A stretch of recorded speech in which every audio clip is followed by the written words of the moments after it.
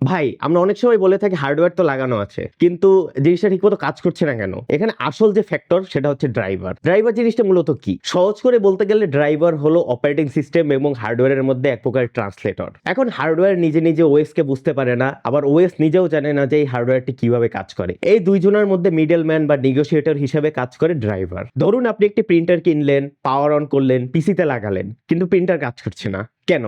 এর কারণ হলো ওএস জানেই না যে প্রিন্টার কিভাবে কাজ করে, ইঙ্কগুলো কিভাবে ইউটিলাইজ হয় এবং কত স্পিডে এটি কাজ করবে। যখনই আপনি প্রিন্টারের ড্রাইভারটি ইনস্টল করবেন তখন ওএস বুঝবে যে আচ্ছা এই ডিভাইসটা এইভাবে কাজ করে।